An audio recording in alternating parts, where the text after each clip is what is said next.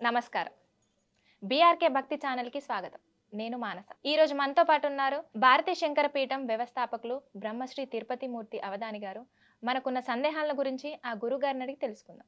నమస్కారం గురుగారు. ఓం శ్రీ మహాగణాధిపతయే నమః. శివరాత్రి రాబోతుంది గదా! ఆ రోజు ఉపవాసం ఇంకా జాగరణ, అభిషేకం చేస్తూ ఉంటారు గదా! ఉపవాసం చేసే వాళ్ళకి ఏ రోజు పూజ గదిని శుభ్రం చేసుకోవాలి? ఏ సమయంలో చేసుకుంటే మంచిది? వందే శంభువుమాపతిం సురగురుం వందే జగత్కారణం వందే పన్నగభూషణం మృగధరం వందే పశూనాం పతిం వందే సూర్యశశాంకవహ్నినయనం వందే ముకుందప్రియం వందే భక్తజనాశ్రయం చ వరదం వందే శివం శంకరం. శివాయ గురవే నమః. శివరాత్రి జన్మతః శివరాత్రి, జన్మకో శివరాత్రి, రమ్యక రాత్రి శివరాత్రి. లక్షకృత దోషాలను ఒక రాత్రిలోనే భస్మం చేయగల శక్తి కలిగినటువంటి శివరాత్రి. 11 మాస శివరాత్రులు అనంతరం వచ్చేటువంటిది మహాశివరాత్రి.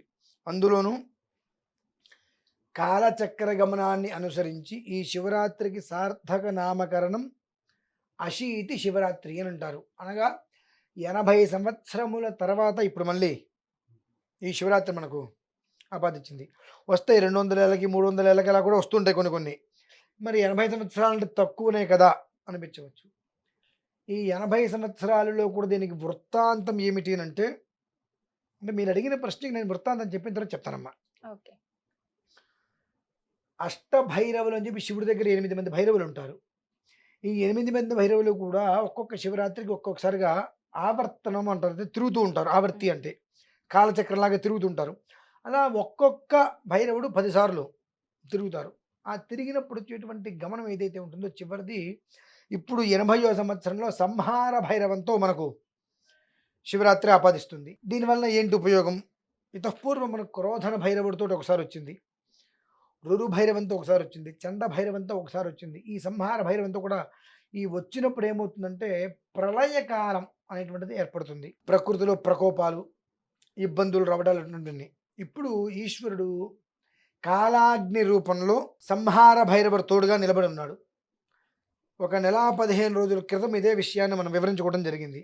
నెల 15 రోజులు వెనక్కి వెళ్తే ఏవైతే మనం చెప్పుకున్నామో ఇప్పుడు ఈ నెల 15 రోజులుగా అగ్ని ప్రమాదాలు విపరీతంగా చూస్తున్నాం.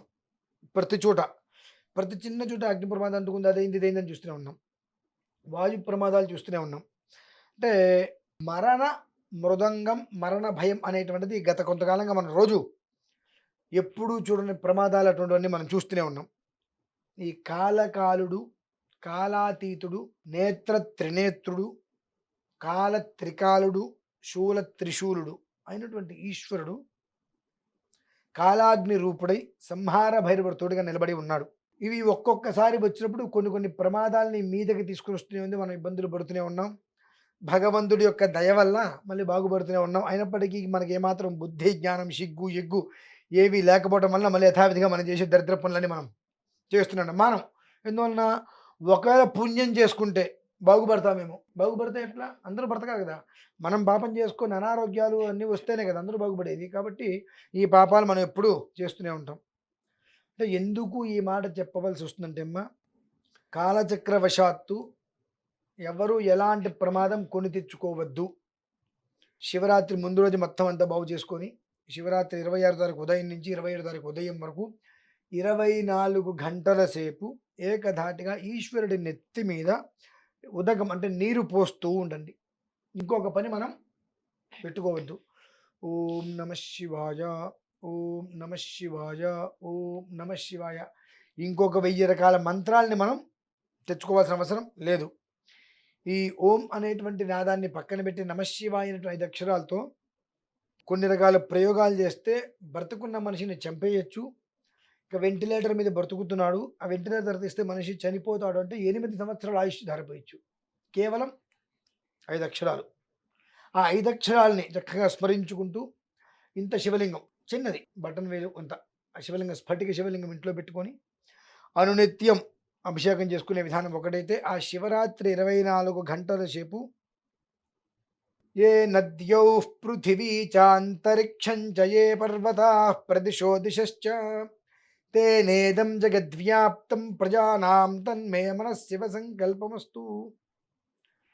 ఎక్కడైనా సరే భూమి అనేటువంటి ప్రాంగణం మొత్తం మీద కూడా ఎక్కడా కూడా ఎలాంటి ఉపద్రవాలు లేకుండా, ఏ మనిషికి అతివృష్టి అనావృష్టి అనేటువంటి బాధలు తగలకుండా ప్రతి మనిషి కడుపు నిండా తినేటువంటి భాగ్యాన్ని ప్రసాదించు తండ్రి. నా సంకల్పం ఇదే. నేను క్షేమంగా ఉండాలి, నా చుట్టూ ఉన్న వాళ్ళందరూ కూడా సుఖ సంతోషాలతో, ఎవ్వరికీ ఎలాంటి ఇబ్బందులు లేకుండా ఉండాలి స్వామి. నమస్కారం చేసుకొని చక్కగా అభిషేకం చేసుకోవడం. ఇకపోతే జాగరణ ఒకటి, ఉపవాసం ఒకటి. ఉపవాసం అనేటువంటిది నిషిద్ధమైన విషయం, పనికిరాదు. ఉపవాసం పనికిరాదు అంటున్నారేంటి?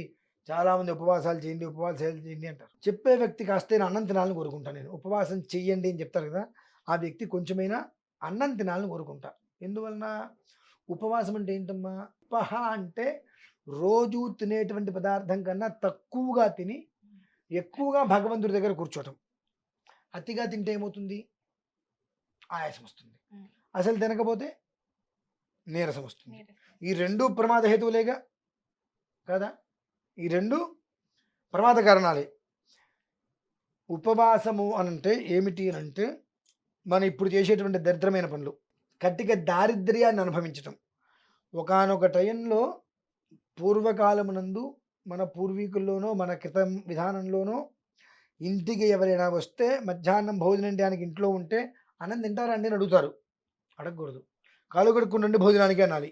11:30 12 గంటలకి మన ఇంట్లో వంట చేయడానికి ఎవరైనా ఉన్నారు, మూడో మనిషి ఎవరైనా సరే, తినచ్చు తినకపోతే వాళ్ళ ఇష్టం, కాలు కడుక్కుని భోజనానికి అనాలి. అనకుండా మనం ఏమంటాం? భోజనం చేస్తారా అండి అంటాం. చేస్తారా అండి అంటే వాడేమనుకుంటాడు అవతల వ్యక్తి? చేస్తారా అంటే మొహమాటంతో అబ్బాయి లేదండి ఇంటికి వెళ్ళాలి టైం అయిపోయిందండి అంటారు. ఆ పాపం మనకు వస్తుంది. ఆ రోజు ఆ వ్యక్తి మన ఇంట్లో భోజనం చేయకుండా చేయగలగలేదు కదా. కనుక ఈనాడు ఈ జన్మలో మన ఇంట్లో పానభక్ష్య సమృద్ధ పదార్థాలన్నీ కూడా సమృద్ధంగా ఉండంటే, తినే పదార్థాలు తాగే పదార్థాలు అన్నీ సమృద్ధిగా ఉండి ఏమీ తినకుండా ఆ ఒక్క దోషానికి ప్రాయశ్చిత్తంగా దారిద్ర్యాన్ని అనుభవించటం ఉపవాసంగా మనం చేసే పనులు. ఇవాళ ఉపవాసము అంటే మనకి ఏదో షుగరో బీపీనో ఏదో రోగం ఉండి తిని టాబ్లెట్ వేసుకోవాల్సిన పరిస్థితి ఉంది, శివుడికి అర్చన చేసుకోవాలి కాబట్టి నేను తిన్ను, టాబ్లెట్ వేసుకొని అక్కడే కూర్చుందంటే యమద్వారం దగ్గరికి వెళ్ళమంటాం కాదు. మితంగా, పేకల వరకు కాకుండా కడుపుకి మితంగా కావాల్సినంత తిని ఆ తర్వాత చక్కగా భగవంతుడి దగ్గర కోసం సేవ చేసుకోవడం. మీకు ఒక మాట చెప్తా, దానికి మీరు నాకేం సమాధానం చెప్తారు? మీకు బాగా బంగాళదుంప వేపుడు అంటే ఇష్టం అనుకుందాం. ఆ బంగాళదుంప వేపుడు మీరు అన్నం తినారు, ఆ తర్వాత ఇంకొంచెం బంగాళదుంప వేపుడు చేస్తుంటే ఆ వాసన మనం తట్టుకోగలమా? కడుపులో చికాకుగా వస్తుంది. అప్పుడు తినే పదార్థం మీద మనకు దృష్టి ఉండదు, అవునా? అలా కాకుండా కడుపు మార్చేసుకొని దేవుడి దగ్గర కూర్చుంటారు. ఆ ఇంట్లో వంట చేస్తున్నప్పుడు ఆ మంచి ఉడుకుతున్నప్పుడు ఆ వాసన వస్తుంది, ఆ వాసన రాగానే నోట్లో లాలాజలం వస్తుంది, అయిపోయి ఇంకెందుకు మన ఉపవాసం? కాబట్టి ఉపవాసము అంటే దాని యొక్క మీనింగ్ ఏంటి అంటే, మితంగా తిని యమధర్మరాజు దగ్గరికి వెళ్ళే ప్రయత్నం చేయకుండా మితంగా తీసుకొని భగవంతుడి సమీపంలో ఉంటూ ఆరాధన చేసుకోవటం ఉపవాసం. ఇంకా జాగరణ. ఉపవాసం అంటే నార్మల్‌గా అందరూ ఉపవాసం అని చెప్పి ఇంకా ఫ్రూట్స్ మార్నింగ్ నుండి నైట్ వరకు ఇంకా తింటూనే ఉంటారు. దాన్ని ఒక ఉపవాసం రైస్ అంటారమ్మా. మళ్ళీ కాకుండా. దాన్ని ఉపవాసం అంటారమ్మా. హ్మ్. పదార్థం అనేటువంటిది రోజు తినేటువంటి పదార్థానికన్నా ఒక్కసారి అంటే ఉదయం పూట 9కి టిఫిన్ చేస్తారు.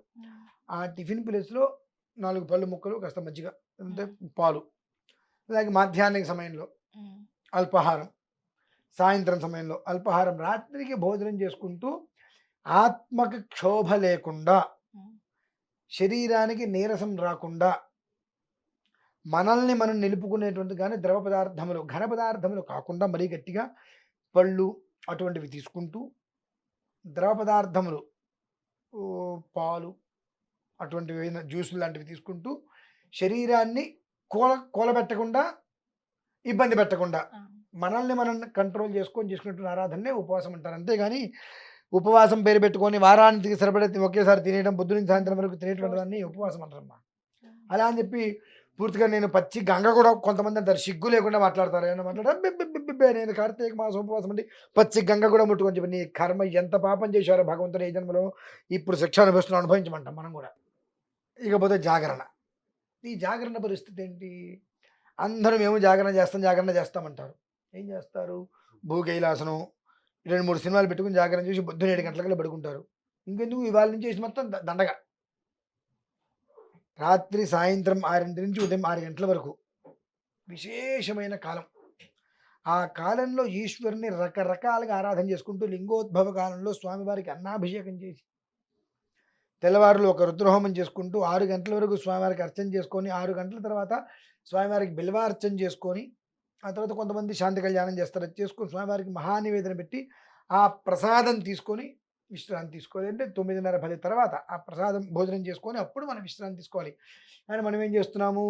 జాగరణ అనగానే రాత్రి 9:00కో 10:00కో సినిమాలు పెట్టుకుంటాం. సినిమాలో అవును. ఉదయం 4 అంటే 5 వరకు సినిమాలు చూస్తున్నాం. 5కి పడుకుని నిద్రపోతున్నాం. జాగరణ పుణ్యమేమో కానీ అమ్మ ఇటువంటి అర్ధార్చన చేయటం వలన అర్ధ జాగరణ వీటిని అంటారు. ఇటువంటివి చేయటం వలన పూర్వంలో చేసుకున్న పుణ్యం కూడా మొత్తం వినాశనం అయిపోయి ఇంత పెద్ద పాపాన్ని జాగ్రత్తగా మూటకట్టి దానికి నెంబర్ లాకేషన్ ఎత్తి మీద పెట్టుకున్న మహాపరాధం మనం తెచ్చుకుంటాం. కాబట్టి వృద్ధులకి, పిల్లలకి, గర్భవతులకి జాగరణ అవసరం లేదు. ఓకే. జాగరణ అవసరం లేదు. మిగిలిన వాళ్ళకి మనలాంటి వాళ్ళకి జాగరణ చేయకపోతే మహాపాపం, వాళ్ళు చేస్తే పాపం. ఎందువలన? వృద్ధులు కానీ, పిల్లలు కానీ, గర్భవతులు కానీ వాళ్ళ యొక్క ఆరోగ్యాన్ని అనుసరించి విధానం ఉంటుంది. పిల్లలు వాళ్ళకి ఏం తెలుసు ఎప్పుడు పడుకోవాలి, ఎప్పుడు తినాలో. కాబట్టి వాళ్ళని కొట్టి తిట్టి మొహం మీద నీళ్ళు చల్లి జాగరణ ఎత్తి పెడతామంటే మహాపాపం. అటువంటి పనులు చేయకుండా ప్రశాంత చిత్తంతో ఉండటం అనేటువంటిది మీకు, మాకు, బయట వాళ్ళకి, ఇంట్లో వాళ్ళకి, చూసే వాళ్ళకి అందరికీ కూడా ఉపయుక్తంగా చేస్తేనే చేసే పని భగవంతుడు హర్షిస్తాడు.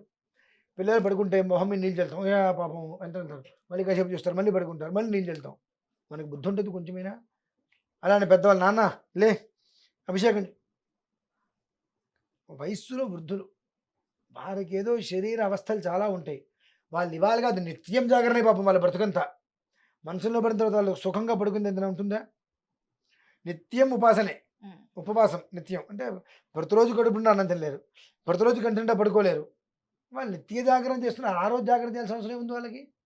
గర్భవతులు వాళ్ళ కడుపులో ఉండేటువంటి పిల్లవాడికి ఆరోగ్యం దృష్టిలో ఉంచుకుని వాళ్ళు విశ్రాంతి తీసుకుని శ్రేయస్కరం. కాబట్టి ఈ ముగ్గురికి జాగరణ లేదు.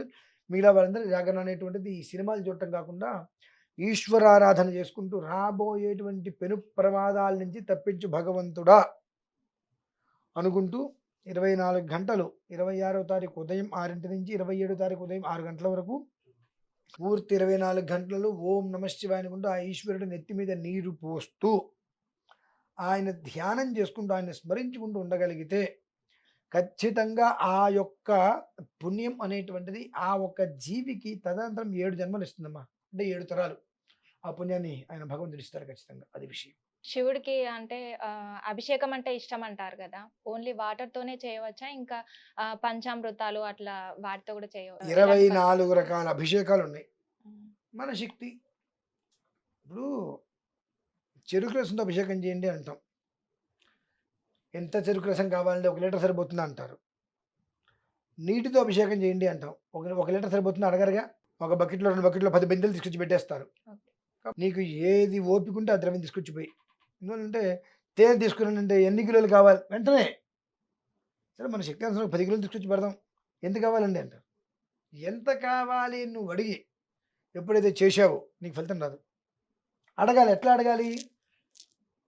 ఏ బాబు తేనె తీసుకురా. తీసుకొస్తాను గురుగారు. ఎంత కావాలి?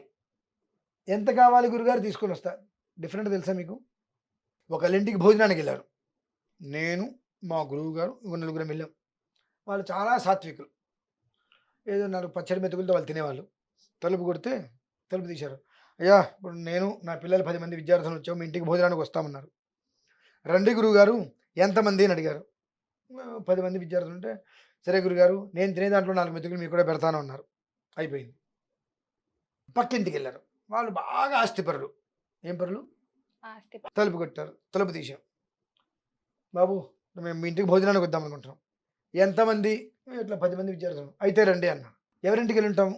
భోజనానికి ఎవరింటికి వెళ్తాం మనం అంటే ఏమన్నాడు ఆయన? రండి పంచభక్ష పరవాణాలు పెడతా, వెండి గ్లాసులు మీ అందరికి ఇచ్చేస్తా, వెండి కంచాల్లో భోజనం పెడతా, కంచాలు మీకు ఇచ్చేస్తా అంటారు. ఎవరింటికి వెళ్తాం మనం? దిక్కుమాలిన ఆశ కదా మన బ్రతుకులకి. వాడు ఎన్ని గంజం పెడతాన్నారో వాడు కొంపకెళ్ళిపోతాం పరిగెత్తుకుంటూ. అవును. అది ముష్టి బ్రతుకు అంటారు దాన్ని. ఏం బ్రతుకమ్మా? ముష్టి ముష్టి బ్రతుకు అంటారు. ఎందుకో తెలుసా? మొదట ఆయన దగ్గరికెళ్తే ఆయనకి తినటానికి ఇంట్లో లేదు. ఉన్న దాంట్లో తింటాడు.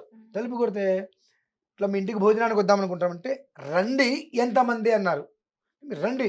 ఎంతమంది అయితే నేను ఏర్పాటు చేస్తా" అని చెప్పి. రెండో ఆయన ఏమన్నాడు? ఎంతమంది అని ముందడిగాడు. ఉమ్, మేము 10 మంది. అయితే రండి అన్నాడు. ఇంకో 25 మంది వస్తే పెట్టడుగా. అంటే ఆ పిలిచే పిలుపు, ఉమ్, అడిగే విధానాన్ని అనుసరించే ఉంటుంది భగవంతుడి దగ్గర కూడా ఎప్పుడు కూడా. అవును, అవును. అర్థమైందమ్మా మీకు? అర్థమైంది. కాబట్టి ఏమిటి అంటే మనం ఏ విధానాన్ని అనుసరించాలి, ఏ రకంగా ఉండాలి అనుకుంటే ఇప్పుడు మీరు నన్ను అడిగిన ప్రశ్న ఏంటి ఇంతకీ? ఏ ద్రవ్యంతో అభిషేకం చేయాలి? కాబట్టి అంటే నువ్వు ఏ ద్రవ్యంతో అయినా చెయ్యి. ఎంత కావాలి అనకు. తీసుకువస్తానండి ఎంతవరకు తీసుకురావచ్చు. బాబు నీళ్ళు తీసుకురా అంటే 4 గుండిగలు తీసుకొస్తావు. అవునా? తేనె తెమ్మంటే ఒక గుండికి తేనె తెస్తావా? తేవు కదా! వామ్మో! అది ఇంత అవుతుందని. కాబట్టి నీ మనస్సుకి ఎంత అయితే నేను ఇవ్వగలను అనుకుంటే ఆ ద్రవ్యంతో అభిషేకం చెయ్యి. అంతేనమ్మా. చాలా చక్కటి విషయాన్ని తెలియజేసినందుకు నమస్కారం గురు. పరమేశ్వర.